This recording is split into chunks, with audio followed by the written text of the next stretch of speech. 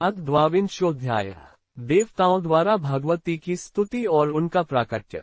व्यास उवाच। पराजिता सुरा सवे राज्यम शुंभः शशासः एवं वर्षसहस्रम तु जगाम नृपसतम। एक। व्यास जी बोले, हे नृपश्रेष्ठ, सभी देवता पराजित हो गए। इसके बाद शुंभ राज्य पर शासन करने लगा। इस प्रकार 1000 वर्ष व्यतीत हो गए। 1। भ्रष्टराज्यस्ततो देवाश्चिंतामापोह सुदुस्तराम गुरुम दुखातुरास्ते तु पप्रच्छुरिदमादृता। 2। तत्पश्चात राज्यच्युत होने के कारण देवता महान दुस्सह चिंता में पड़ गए। दुख से व्याकुल हुए कि देवता गुरु बृहस्पति से आदरपूर्वक ये पूछने लगे। 2।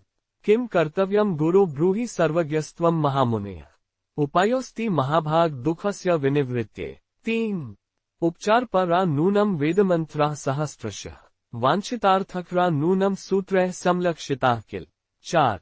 इष्ट्यो विविधा प्रोक्ता सर्वकाम फलप्रदाः ताः कुरुष्व मुने नूनम त्वम जानासि च तत्क्रियाः। 5। हे गुरु, अब हम क्या करें, आप हमें बताएं। आप सर्वज्ञ महामुनि हैं। हे महाभाग, दुख को निवृत्ति का उपाय भी तो होता है। हजारों ऐसे वैदिक मंत्र हैं जो उपचारों से परिपूर्ण हैं और सभी मनोरथ पूर्ण करने वाले हैं। सूत्रों ने उनका भलीभांति निदर्शन भी किया है। सभी वांछित फल प्रदान करने वाले अनेक प्रकार के यज्ञ भी बताए गए हैं।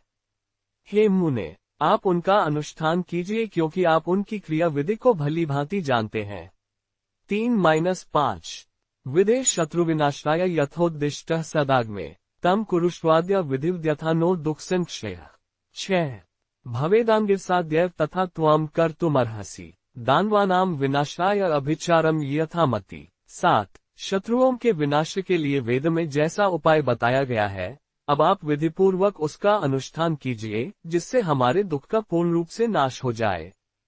हे आंगिरस, दानवों के विनाश के लिए आप अपनी बुद्धि के अनुसार आज ही अभिचार कर्म आरंभ करने की कृपा कीजिए। 6-7। बृहस्पतिरुवाच। सवे मंत्राश्च वेदोक्ता दैवाधीन फलाश्चते न स्वतंत्रा सुराधीश तथेकांत फलप्रदाः। 8। बृहस्पति बोले, हे देवराज, वेदों में बताए गए सभी मंत्र प्रारब्ध के अनुसार ही फल प्रदान करने वाले हैं। वे स्वतंत्र नहीं हैं और नियम के अनुसार ही फल प्रदान करते हैं। 8। मंत्राणा देवता यूयमते तु दुखेक भाजनम जाता स्म कालयोगेन किन करोमि प्रसाधनम। 9। उन मंत्रों के देवता तो आप ही लोग हैं। जब आप लोग स्वयं समय के फेर से कष्ट में पड़े हुए हैं तो मैं कौन सा उपाय करूं। 9। इंद्राग्निवरुणादिना यजन यज्ञ कर्मसु ते यूयम विपद्म प्राप्ताः करिष्यन्ति किमिष्ट्यः। 10। यज्ञ कर्मों में इंद्र, अग्नि, वरुण आदि की पूजा की जाती है और वे आप सब देवता ही स्वयं विपत्ति भोग रहे हैं, तब यज्ञ क्या कर सकेंगे। 10। अवश्यम भाविभावाना प्रतिकारो न विद्यते उपायस्त्वत् कर्तव्य इति शिष्टानुशासनम। 11। अवश्यम भावी घटनाओं का कोई प्रतिकार नहीं है, फिर भी संकट से बचने के लिए उपाय तो करना ही चाहिए, ये शिष्ट पुरुषों का उपदेश है। 11। दैव हे बलवत् केचित् प्रवदन्ति मनीषिणः उपायवादिनो दैव प्रवदन्ति निरर्थकम्। 12। दैव चैवाप्युपायश्च द्वावेवाभिमतो नृणाम् केवलम् दैवमाश्रित्य न स्थाव्यम् कदाचन। 13। उपायः सर्वथा कार्यो विचार्य स्वधिया पुनः तस्माद् ब्रवीमि वह सर्वान् संविचार्य पुनः पुनः। 14। कुछ विद्वान कहते हैं कि दैव सबसे बलवान होता है और उपायवादी लोग दैव को निरर्थक बताते हैं, किंतु मनुष्यों के लिए दैव और उपाय दोनों ही आवश्यक माने गए हैं। मात्र दैव का आश्रय लेकर कभी भी बैठे नहीं रहना चाहिए। अपनी बुद्धि से विचार करके सम्यक रूप से प्रयत्न करने में तत्पर हो जाना चाहिए। इसलिए भलीभांति बार बार सोच विचार कर मैं आप सभी को उपाय बता रहा हूँ। 12-14। पुरा भगवती तुष्टा जघान महिषासुरम युष्माभिस्तु स्तुता देवी वरदानम ददावत।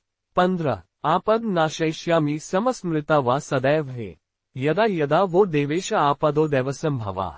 16। प्रभवन्ति तदा कामं स्मर्तव्याहं सुरः सदा स्मृताहं नाशयिष्यामि युष्माकं परमापदः।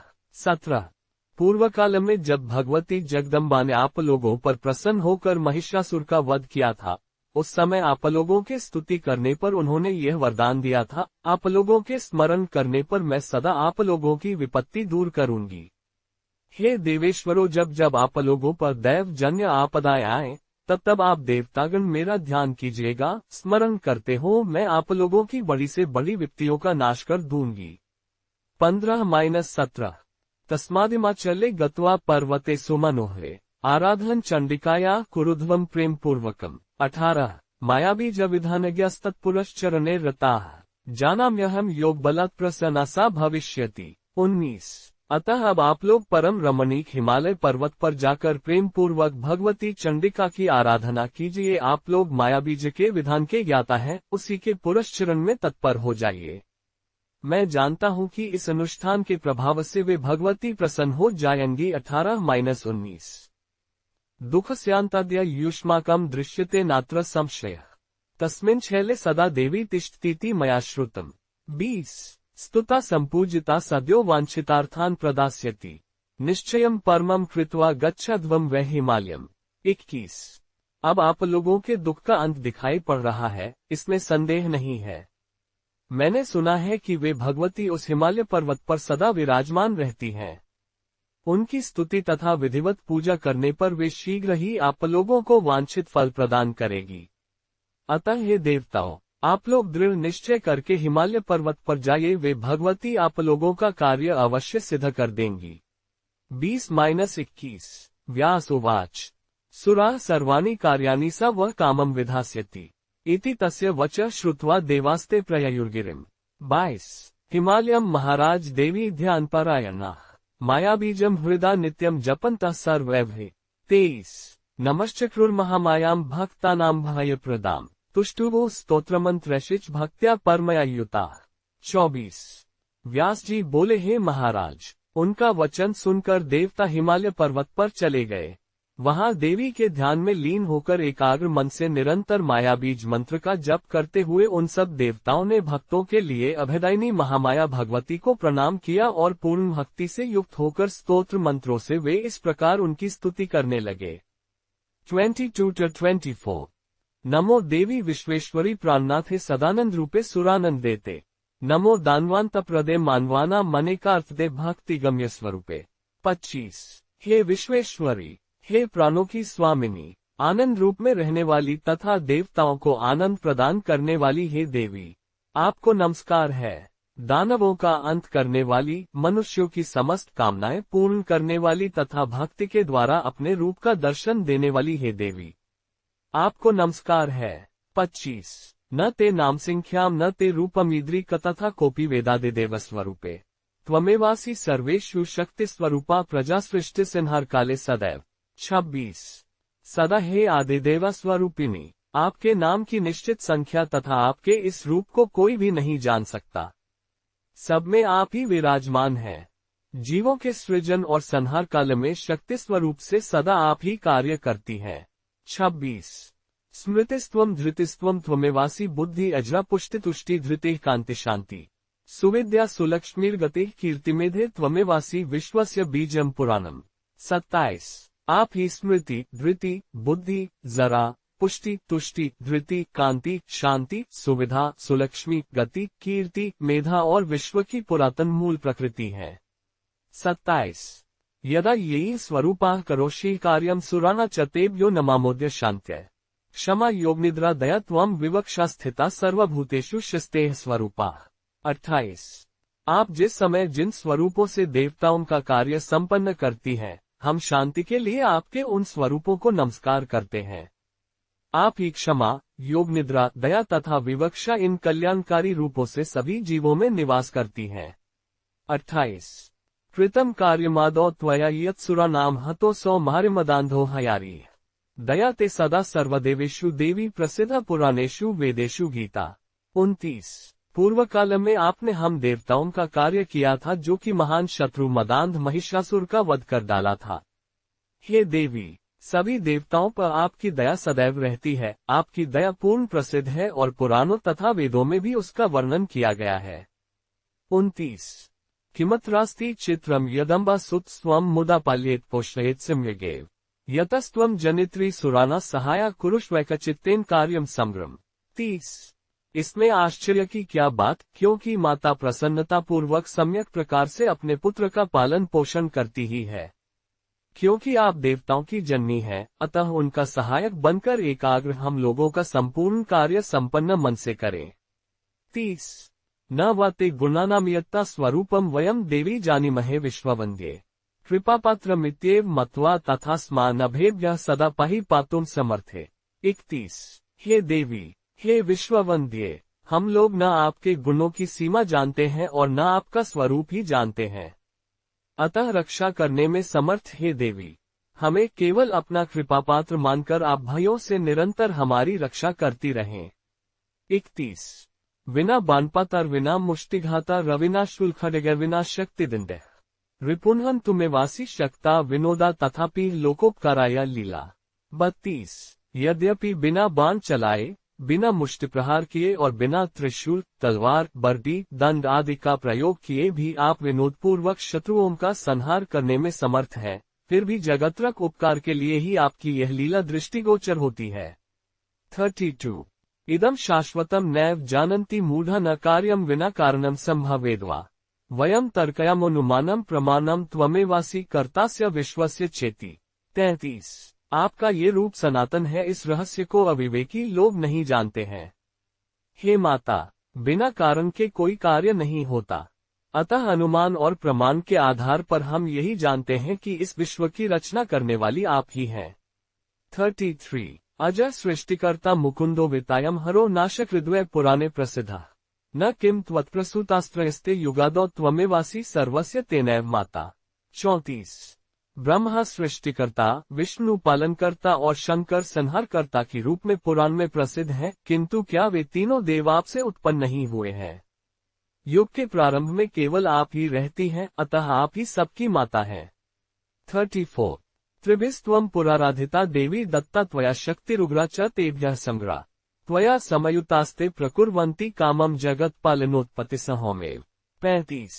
हे देवी, पूर्व काल में इन तीनों ने आपकी आराधना की थी, तब आपने उन्हें अपनी समस्त प्रबल शक्ति प्रदान की थी।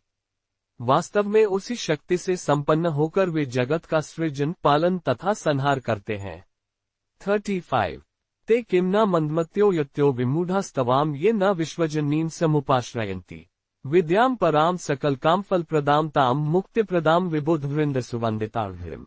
36। जो सन्यासी लोग विश्व की जननी, परम विद्या स्वरूपिणी, समस्त वांछित फल प्रदान करने वाली, मुक्तिदायिनी तथा सभी देवताओं से वंदित चरणों वाली आप भगवती की उपासना नहीं करते, क्या वे मंदबुद्धि तथा अज्ञानी नहीं हैं? 36। ये वैष्णवा पाश्चाश्च सौरा दम्भास्तैव प्रतिभान्ति नूनम गायन्ति न त्वा कमलांच लज्जाम कांतिम स्थितिम कीर्तिमथापि पुष्टिम। 37। विष्णु, शिव तथा सूर्य की आराधना करने वाले जो लोग कमला, लज्जा, कांति, स्थिति, कीर्ति और पुष्टि नामों से विख्यात आप भगवती का ध्यान नहीं करते हैं, वे निश्चित रूप से दम्भी प्रतीत होते हैं। 37। हरिह्लाद्भिर्प्यत सेविता त्वमेह देवावरैरसुरस्तथा भुवि भजन्ति न ये पधियो नरा जन्नी ते विधिना खलु वंचिता। 38। विष्णु और शंकर आदि श्रेष्ठ देवता तथा असुर भी आपकी पूजा करते हैं, अतः हे माता, इस जगत में जो मंदबुद्धि मनुष्य आपकी आराधना नहीं करते, निश्चय ही विधाता ने उन्हें ठग लिया है। 38। जल्दिजा पद पंकजरंजन जतुर्सेन करोति हरि स्वयं त्रिनेनोपि धराधरजार्धरिपन कचप्रागनिश्यवण तत्पर। 39। किंपस्य नारस्य कथान कैस्तव पदाब्जयुग न भजन्ति के विगतराग्रहाश्च दया क्षमा कृत्यो मुनयोपि भजन्ति ते। 40। भगवान विष्णु अपने पास लक्ष्मी रूप में विराजमान आप भगवती के चरण कमलों में स्वयं महावर लगाते हैं। इसी प्रकार त्रिनेत्र भगवान शिव भी अपने पास पार्वती रूप में विराजमान आप भगवती के चरण कमल की रज के सेवन में निरंतर तत्पर रहते हैं, तब अन्य मनुष्य को बात ही क्या। आपके चरण कमल की आराधना कौन नहीं करते। घर गृहस्थी वीर बुद्धिमान मुनिगण भी दया और क्षमा रूप में प्रतिष्ठित आप भगवती को उपासना करते हैं। 39-40। देवी त्वदंघ्रि भजने न जना रता ये संसार को पतिता किलामी ते कुष्ठगुल्म शिरधियुता भवंती दारिद्र्यदन्य सहिता रहिता सुखोघ्य। 41। हे देवी, जो लोग आपके चरणों को उपासना संलग्न नहीं रहते, उन्हें निश्चय ही इस संसार रूप अगाध कूप में गिरना पड़ता है। वे पतित लोग कुष्ठ, गुल्म और शिरोरोग से ग्रस्त रहते हैं, दरिद्रता तथा दोन युक्त रहते हैं और सुखों से सदा वंचित रहते हैं। 41। ये काष्ठभार वहने यवसावहारे कार्य भवंती निपुणा धनदारहीना। जानी महिल पंक्तिभिर्भवदिंघ्र सेवा पूर्वे भवे जन्नी तैर्ण कृता कदापि। 42। हे माता, धन और स्त्री से रहित जो मनुष्य लकड़ी का बोझ ढोने और तृण आदि का वहन करने लगे हैं, उनके विषय में हम तो यही समझते हैं कि उन मंदबुद्धि मनुष्यों ने पूर्व जन्म में आपके चरणों की उपासना कभी नहीं की। 42। व्यास उवाच एवं स्तुता सुरः सर्वैरंबिका करुणान्विता प्रादुर्बभूव तरसा रूप्यौवन समयता। 43। दिव्यांबरधरा देवी दिव्याभूषण भूषिता दिव्यमाल्य समायुक्ता दिव्य चंदन चर्चिता। 44। जगन्मोहन लावण्य सर्वलक्षण लक्षिता अद्वितीय स्वरूपा सा देवानाम दर्शनम गता। 45। व्यास जी बोले, इस प्रकार समस्त देवताओं की स्तुति करने पर अंबिका करुणा से ओतप्रोत होकर तुरंत प्रकट हो गई। उस समय वे भगवती रूप तथा यौवन से संपन्न थी। उन्होंने दिव्य वस्त्र धारण कर रखा था। वे अलौकिक आभूषणों से अलंकृत थी, दिव्य मालाओं से सुशोभित हो रही थी, दिव्य चंदन में अनुलिप्त थी, जगत को मोहित कर देने वाले सौंदर्य से संपन्न थी और समस्त शुभ लक्षणों से समन्वित थी। इस प्रकार अद्वितीय स्वरूप वाली वे भगवती देवताओं के समक्ष प्रकट हुई। 43-45। जाह्नव्या स्नातुकामा सा निर्गता गिरिगह्वरात दिव्य रूपधरा देवी विश्वमोहन मोहिनी। 46। दिव्य रूप धारण करने वाली तथा विश्व को मोह लेने में समर्थ कामदेव को भी मोहित करने वाली वे भगवती गंगा में स्नान करने की अभिलाषा से पर्वत की कंदरा से बाहर निकली थी। 46। देवान स्तुति प्राणाह मेघगंभीर्या गिरा प्रेम पूर्वम स्मितम कृत्वा कोकिलाम जुवादिनी। 47। कोकिल के समान मधुर बोलने वाली भगवती प्रेम पूर्ण भाव से मुस्कुराकर स्तुति करने में संलग्न देवताओं से मेघ के समान गंभीर वाणी में कहने लग। 47। देव्युवाच भो भ सुरवरा कात्र भवद्भिः स्तुते भारिशम किमर्थ ब्रूत वह कार्यम चिंताविष्टा कुतः पुनः। 48। देवी बोली, हे श्रेष्ठ देवतागण, आप लोग यहाँ पर इतनी बड़ी स्तुति किस लिए कर रहे हैं? आप लोग इस प्रकार चिंता से व्याकुल क्यों हैं? मुझे अपना कार्य बताइए। 48। व्यास उवाच तच्छ्रुत्वा भाषितम तस्या मोहिता रूप संपदा प्रेम पूर्वम हृदुत्साहस्तमुचु सुरसत्तमा। 49। व्यास जी बोले, भगवती का यह वचन सुनकर उनके रूप वैभव से मोहित श्रेष्ठ देवताओं का हृदय उत्साह से परिपूर्ण हो गया, जिससे वे प्रेम पूर्वक उनसे कहने लगे। 49। देवाऊचु देवी स्तुमस्त्वा विश्वेशी प्रणताः स्म कृपार्णवे पाहि नः सर्वदुःखेभ्यः संविघ्नान् दैत्यतापितान्। 50। देवता बोले, जगत को नियंत्रण में रखने वाली है देवी, हम आपकी स्तुति कर रहे हैं, हम आपके शरणागत हैं। हे कृपा सिंधु, दैत्यों से सताए गए हम देवताओं की संपूर्ण दुखों से रक्षा कीजिए। 50। पुरा त्वया महादेवी निहत्यासुरकंटकम् महेश नो वरो दत्तः स्मर्तव्याहं सदापदी। 51। स्मरणादित्यजा पीडाम नाशयिष्याम्य संशयम् तेन त्वं समस्मृता देवी नुन्मस्माभिरित्यपि। 52। हे महादेवी, पूर्व काल में देवताओं के लिए कंटक बने महिषासुर का वध करके आपने हमें वर प्रदान किया था। आप लोग संकट में मुझे सदा याद कीजिएगा। स्मरण करते ही मैं दैत्यों के द्वारा आप लोगों को पहुंचाई गई पीड़ा का निस्संदेह नाश कर दूंगी। हे देवी, इसीलिए हम लोगों ने आपका स्मरण किया है। 51-52। अद्य शुंभनिशुंभो द्वावसुर घोरदर्शनो उत्पन्नो विघ्नकर्तारा वहन्यो पुरुषः किल। 53। रक्तबीजश्च बलवामश्चंडमुंड तथासुर एतिरन्यशिच देवानां हृतम राज्यम महाबलः। 54। गतिरन्या न चास्माकं त्वमेवासि महाबले कुरु कार्यम सुरानाम वै दुखितानाम सुमध्यमे। 55। इस समय शुंभ और निशुंभ नामक दो दानव उत्पन्न हुए हैं, जो देखने में महाभयंकर हैं। वे हमारे कार्यों में विघ्न डाला करते हैं। वे पुरुषों से सर्वथा अवध्य हैं। ऐसे ही बलशाली दानव रक्तबीज तथा चंड और मुंड भी हैं। इन सभी तथा अन्य महाबली दानवों ने हम देवताओं का राज्य छीन लिया है। महाबले, हम लोगों का दूसरा कोई अवलंब नहीं, एकमात्र आप ही हमारी शरण है। हे सुमध्य में, आप दुखित देवताओं का कार्य सिद्ध करे। 53-55 देवास्त्वडंग्र भजने निरता सदैव ते दानवैरतिबलैर्विपद सुनीता तान देवी दुखरहितान कुरु भक्तियुक्ता नमतस्त्वमेव शरणम भव दुखितानाम। 56 देवता आपके चरणों की उपासना में सदैव संलग्न रहते हैं। इस समय वे सब महान बलशाली दैत्यों के द्वारा विपत्ति में डाल दिए गए हैं। अतः हे देवी, आप उन भक्तिप्रायण देवताओं को दुख रहित कर दीजिए। हे माता, आप दुखित देवताओं का आश्रय बन जाइए। 56 सकल भुवन रक्षा देवी कार्या त्वयाद्या स्वकृतमिति विदित्वा विश्व में तद्युगादो जननी जगति पीडाम दानवा दर्पयुक्ता स्वबलमदस्मेटिस्ते प्रकुर्वन्ति माता। 57 हे देवी, युग के आरंभ में इस विश्व की रचना आप भगवती ने स्वयं की थी। यह जानकर आप इस समय संपूर्ण भूमंडल की रक्षा करें। हे जननी, हे माता, अपने बल से मदान्वित तथा अभिमान में चूर दानव जगत में लोगों को पीड़ित कर रहे हैं। 57 इति श्रीमद्देवी भागवते महापुराणेष्टादशसहस्र्या संहिताया पंचम स्कंधे देवकृतदेव्याराधन वर्णन नाम द्वाविंशोऽध्यायः। 22 अथ त्रयोविंशोऽध्यायः। भगवती के श्री विग्रह से कौशिकी का प्राकट्य, देवी की कालिका रूप में परिणति, चंड मुन से देवी के अद्भुत सौंदर्य को सुनकर शुंभ का सुग्रीव को दूत बनाकर भेजना, जगदम्बा का विवाह के विषय में अपनी शर्त बताना। व्यास जी बोले थे, राजन, तब शत्रुओं से संत्रस्त देवताओं के इस प्रकार स्तुति करने पर भगवती ने अपने शरीर से एक दूसरा रूप प्रकट कर दिया।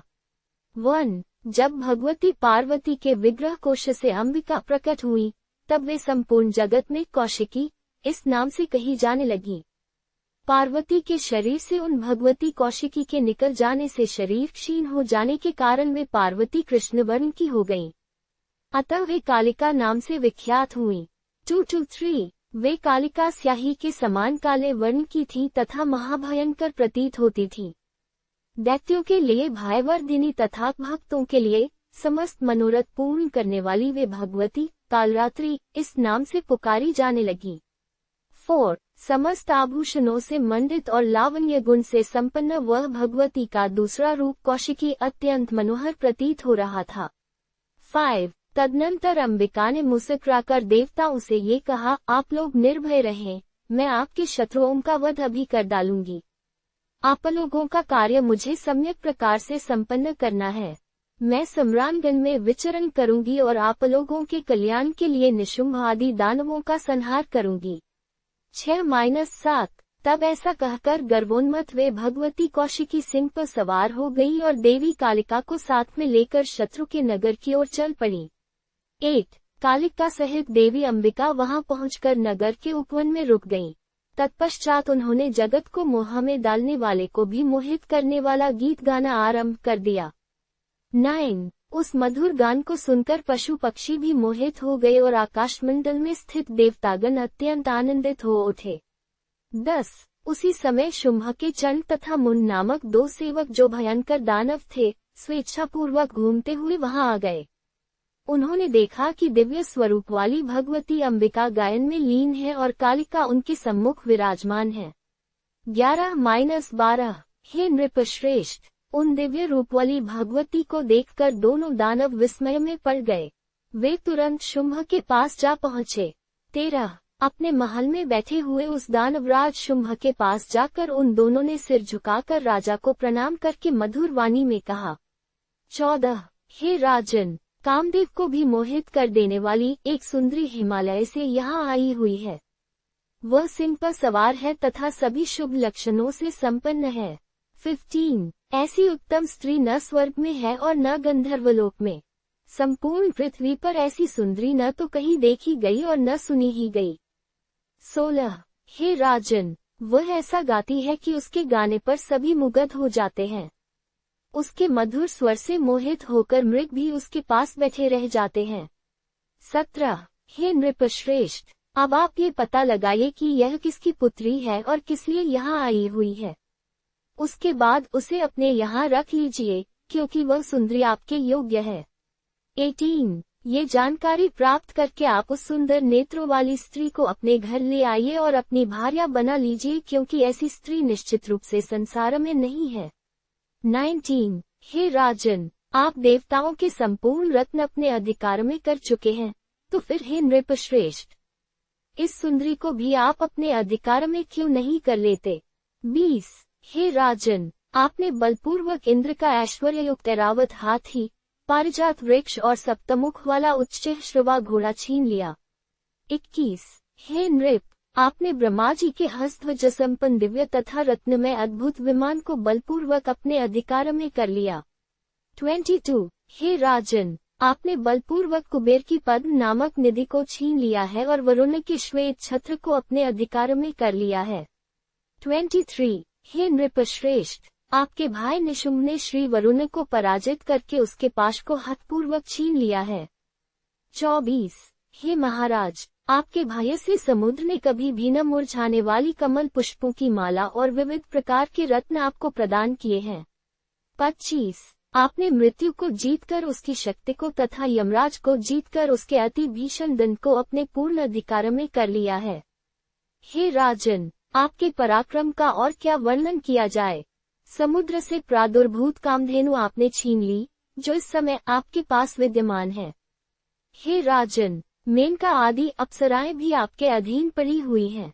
26-27 इस प्रकार जब आपने सभी रत्न बलपूर्वक छीन लिए हैं, तब नारियों में रत्न स्वरूपा इस सुंदरी को भी अपने अधिकार में क्यों नहीं कर लेते। 28 हे भूपते, आपके गृह में विद्यमान समस्त विपुल रत्न इस सुंदरी से सुशोभित होकर यथार्थ रूप में रत्न स्वरूप हो जाएंगे। 29 हे दैत्यराज, तीनों लोकों में ऐसी सुंदरी स्त्री नहीं है, अतः आप उस मनोहारिणी स्त्री को शीघ्र ले आइए और अपनी भार्या बना लीजिए। 30 व्यास जी बोले, चंड मुंड के मधुमय अक्षरों से युक्त यह मधुर वचन सुनकर प्रसन्न मुखमंडल वाला शुंभ अपने समीप में बैठे हुए सुग्रीव से कहने लगा। 31 हे बुद्धि संपन्न सुग्रीव, तुम दूत बनकर जाओ और मेरा ये कार्य संपन्न करो। वहाँ तुम ऐसी बातचीत करना जिससे वह कृशोदरी यहाँ आ जाए। 32 बुद्धिमान पुरुषों को स्त्रियों के विषय में साम और दान इन दो उपायों का प्रयोग करना चाहिए, ऐसा श्रृंगार्स के विद्वानों ने कहा है।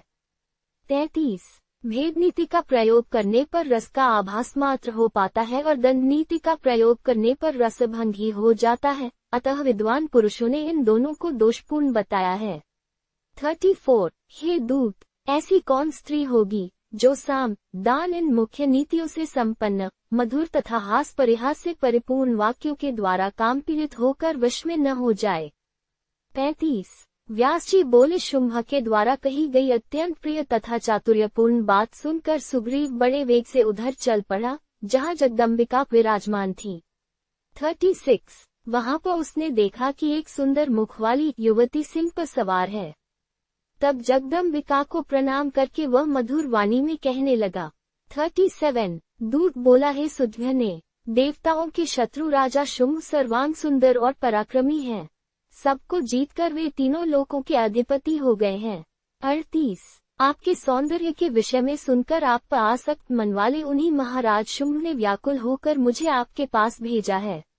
39 हे तन्वंगी, दैत्योक्ति शुंभ ने आपको प्रणाम करके जो प्रेम पूर्ण वचन कहा है, उनके उस वचन को आप सुने। 40 हे कांते, मैंने सभी देवताओं को जीत लिया है, इस समय मैं तीनों लोकों का स्वामी हूँ। मैं यहाँ रहते हुए सदा यज्ञ भाग प्राप्त करता हूँ। 41 मैंने स्वर्गलोक की सभी सार वस्तुएं छीन ली हैं और उसे रत्न विहीन कर दिया है। देवताओं के पास जो भी रत्न थे, उन सबको मैंने हर लिया है। 42 हे भामिनी, तीनों लोकों में सभी रत्नों का भोग करने वाला एकमात्र मैं ही हूँ। देवता, दैत्य और मनुष्य ये सब मेरे अधीन रहते हैं। 43 तुम्हारे गुणों का मार्ग मेरे हृदय प्रवेश करके मुझे पूर्ण रूप से तुम्हारे वश में कर दिया है। अब मैं क्या करूं? मैं तो तुम्हारा दास बन गया हूँ। 44 हे रंभोरु, मैं तुम्हारे अधीन है, तुम मुझे जो भी आज्ञा प्रदान करो उसे मैं करूँगा। हे सुंदर अंगवाली, मैं तुम्हारा दास हूँ, कामबान से मेरी रक्षा करो। 45 तुम हे मरालाक्षी, तुम्हारे अधीन हुए मुझ कामातुर को स्वीकार कर लो और तीनों लोकों की स्वामिनी बनकर उत्कृष्ट सुखों का उपभोग करो। 46 हे कांते, मैं मरण पर्यंत तुम्हारी आज्ञा का पालन करूंगा। हे वरारोह में देवता, असुर तक मनुष्यों से अवध्य हूँ। हे सुमुखी, मुझे पति बनाकर तुम सदा सौभाग्यवती रहोगी। हे सुंदरी, जहाँ तुम्हारा मन लगे वहाँ विहार करना। 47-48 मद से अलसाए हुई है कामिनी, मेरे स्वामी उन शुंभ की बात पर अपने मन में भली भांति विचार करके तुम्हें जो कुछ कहना हो उसे प्रेम पूर्वक मधुर वाणी में कहो। हे चंचल कटाक्ष वाली, मैं वह संदेश तुरंत शुंभ से निवेदन करूंगा। 49 व्यास जी बोले, दूत का वह वचन सुनकर देवताओं का कार्य सिद्ध करने वाली भगवती अत्यंत मधुर मुस्कान करके मीठी वाणी में उससे कहने लगी। 50 देवी बोली, मैं महाबली राजा शुंभ तथा निशुंभ दोनों को जानती हूँ। उन्होंने सभी देवताओं को जीत लिया है और अपने शत्रुओं का संहार कर डाला है। वे सभी गुणों की राशि हैं और सब संपदाओं का भोग करने वाले हैं। वे दानी, महापराक्रमी, सुंदर, कामदेव सदृश रूप वाले 32 लक्षणों से संपन्न और देवताओं तथा मनुष्यों से अवध्य हैं। ये जानकर मैं उस महान असुर को देखने की इच्छा से यहाँ आई हूँ। जैसे रत्न अपनी शोभा को और अधिक बढ़ाने के लिए सुवर्ण के पास आता है, वैसे ही मैं अपने पति को देखने के लिए दूर से यहाँ आई हूँ। 51-54 सभी देवताओं, पृथ्वीलोक में मान प्रदान करने वाले सभी मनुष्यों, गंधर्वों, राक्षसों तथा देखने में सुंदर लगने वाले जो भी अन्य लोग हैं, उन सबको मैंने देख लिया है। सब के सब शुंभ के आतंक से डरे हुए हैं, भव के मारे कांपते रहते हैं और सदा आकुल रहते हैं। 55-56 शुंभ के गुण सुनकर उन्हें देखने की इच्छा से मैं इस समय यहाँ आई हुई है। हे महाभाग्यशाली दूत, तुम जाओ और महाबली शुंभ से एकांत स्थान में मधुर वाणी में मेरे शब्दों में यह बात कहो। हे राजन, आपको बलवानों में सबसे बली, सुंदरों में अति सुंदर, दानी, गुणी, पराक्रमी, सभी विद्याओं में पारंगत, सभी देवताओं को जीत लेने वाला, कुशल, प्रतापी, श्रेष्ठ कुल वाला, समस्त रत्नों का भोग करने वाला, स्वतंत्र तथा अपनी शक्ति से समृद्धिशाली बना हुआ जानकर मैं आपको पति बनाने की इच्छुक हूँ। हे नराधिप, मैं भी निश्चित रूप से आपके योग्य हूँ। हे महामते, मैं आपके इस नगर में अपनी इच्छा से आई है, किंतु हे राक्षस श्रेष्ठ, मेरे विवाह में कुछ शर्त है। हे राजन, पूर्व में मैंने सखियों के साथ खेलते समय बाल स्वभाववश अपने शारीरिक बल के अभिमान के कारण संयोग से उन सखियों समक्ष एकांत में ये प्रतिज्ञा कर ली थी कि मेरे समान पराक्रम रखने वाला जो वीर रण में मुझे स्पष्ट रूप से जीत लेगा, उसके बलाबल को जानकर ही मैं पति रूप में उसका वरण करूंगी। मेरी यह बात सुनकर सखियों के मन में बड़ा विस्मय हुआ और वे जोर जोर से हंसने लगी। वे कहने लगी, इसने शीघ्रतापूर्वक ये कैसी भीषण तथा अद्भुत प्रतिज्ञा कर ली। अतएव हे राजेंद्र, आप भी मेरे ऐसे पराक्रम को जानकर यहीं पर अपने बल से मुझे जीतकर अपना मनोरथ पूर्ण कर लीजिए। हे सुंदर, आप अथवा आपका छोटा भाई सम्रांगण में आकर युद्ध के द्वारा मुझे जीतकर मेरे साथ विवाह कर लें। 57-66 इति श्रीमद्देवी भागवते महापुराणेष्टादशसाहस्र्या संहिताया पंचमस्कन्धे देव्या सुग्रीवदूताय स्वव्रत कथनम नाम त्रयोविंशोऽध्यायः। 23 अथ चतुर्विंशोऽध्यायः। शुंभ का धूम्रलोचन को देवी के पास भेजना और धूम्रलोचन का देवी को समझाने का प्रयास करना। व्यास जी बोले, भगवती का वह वचन सुनकर वह दूत विस्मित हो गया और उसने देवी से कहा, हे सुंदर कटाक्ष वाली, तुम स्त्री स्वभाव के कारण साहपूर्वक ये क्या बोल रही हो। 1 हे भामिनी, हे देवी, जिन्होंने इंद्र आदि देवताओं तथा अन्य दैत्यों को पराजित कर दिया है, उन्हें तुम संग्राम में जीतने की अभिलाषा कैसे रखती हो। 2 त्रिलोकी में वैसा कोई नहीं है जो शुंभ को संग्राम में जीत सके। तब हे कमल सदृश नेत्रों वाली, तुम कौन सी सामर्थ्यशालिनी हो जो इस समय युद्ध में उनके सामने टिक सको। 3 हे सुंदरी, बिना सोचे समझे कोई बात नहीं बोलनी चाहिए, अपितु अपने तथा शत्रु के बल को जानकर ही समय के अनुसार बोलना चाहिए। 4 तीनों लोकों के अधिपति महाराज शुंभ तुम्हारे रूप पर मोहित हो गए हैं और तुमसे प्रार्थना कर रहे हैं, अतः हे प्रिय, उनका मनोरथ पूर्ण करो। 5 मूर्खतापूर्ण स्वभाव त्याग कर मेरी बात को मान करके तुम शुंभ अथवा निशुंभ किसी को पति रूप में स्वीकार कर लो, मैं तुम्हारे लिए ये हितकर बात कह रहा हूँ। 6. सभी बुद्धिमान प्राणियों को चाहिए कि बड़े हर्ष के साथ श्रृंगार का उपभोग करें, क्योंकि यह सभी 9 रसों में उत्तम माना गया है। 7. हे बाले, यदि तुम मेरे साथ नहीं चलोगी तो राजा शुंभ अत्यंत कुपित होकर अन्य बहुत से सेवकों को अभी भेजकर तुम्हें बलपूर्वक पकड़वा कर ले जाएंगे। 8. हे वामोरु, वे बलाभिमानी दानव तुम्हारे केशपाश पकड़कर बलपूर्वक तुम्हें निश्चय ही शुंभ के पास ले जाएंगे। 9. अतः हे कोमलांगी, अपनी लज्जा की रक्षा करो और इस दुस्साहस को पूर्ण रूप से छोड़ दो। तुम सम्मानित होकर उनके पास चलो, क्योंकि तुम सम्मान की पात्र हो। 10. कहाँ तीक्ष्ण बाणों से होने वाला युद्ध और कहाँ रतिक्रीड़ा से उत्पन्न होने वाला सुख। सार असार बात पर सही सही विचार करके तुम मेरे हितकर वचन को मान लो और शुंभ अथवा निशुंभ को अपना पति स्वीकार कर लो, इससे तुम परम सुख प्राप्त करोगी। 11. देवी बोली, हे महाभागदूत, तुम बात करने में निपुण हो, ये सत्य है। शुंभ और निशुंभ निश्चय ही बलवान है, यह मैं जानती है, किंतु मैंने बाल्यकाल से ही जो प्रतिज्ञा कर रखी है उसे मिथ्या कैसे किया जाए। अतः तुम निशुंभ से अथवा उससे भी बलवान शुंभ से कह दो कि बिना युद्ध किए मात्र सौंदर्य के बल पर कोई भी मेरा पति नहीं बन सकेगा। मुझे अपने बल से जीतकर वह भी पानी ग्रहण कर ले। हे राजन, आप ये जान लीजिए कि मैं अबला होती हुई भी युद्ध की इच्छा से यहाँ आई हूँ। यदि तुम समर्थ हो तो मेरे साथ युद्ध करो और वीर धर्म का पालन करो। इसके अतिरिक्त यदि मेरे त्रिशूल से डरते हो और यदि जीने की तुम्हारी अभिलाषा है तो स्वर्ग और पृथ्वीलोक को छोड़कर अविलंब पाताललोक चले जाओ। हे दूत, अभी जाकर अपने स्वामी से आदरपूर्वक ये बातें कह दो, इसके बाद वे महाबली शुंभ विचार करके जो उचित होगा उसे करेंगे।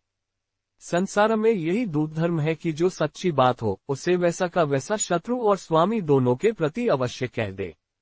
हे धर्मज्ञ, तुम भी वैसा ही व्यवहार करो, विलंब मत करो।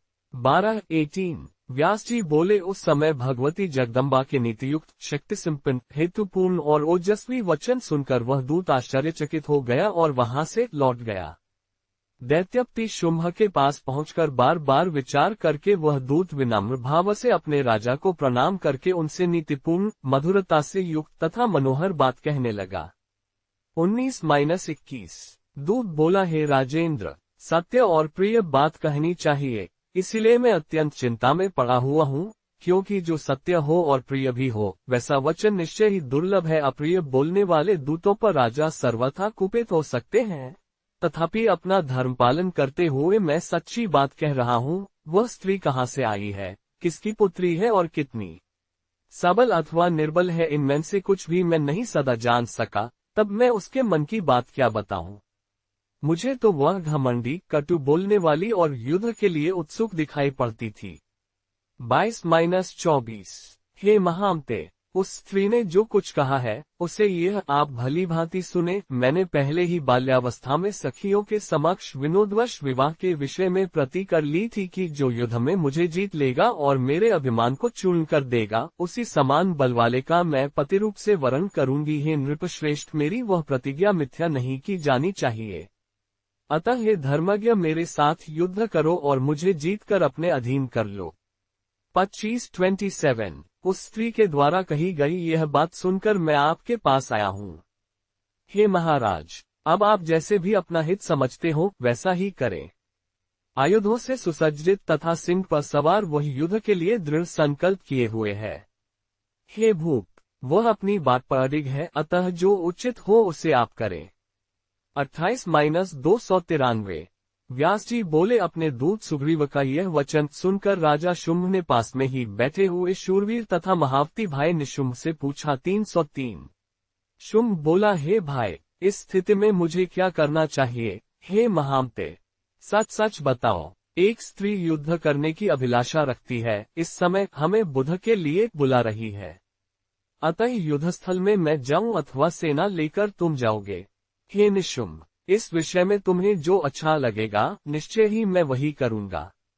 31-32 निशुंभ बोला, हे बोर, अभी रणक्षेत्र में न मुझे और न तो आपको ही जाना चाहिए। हे महाराज, शीघ्र ही धूम्रलोचन को भेज दीजिए।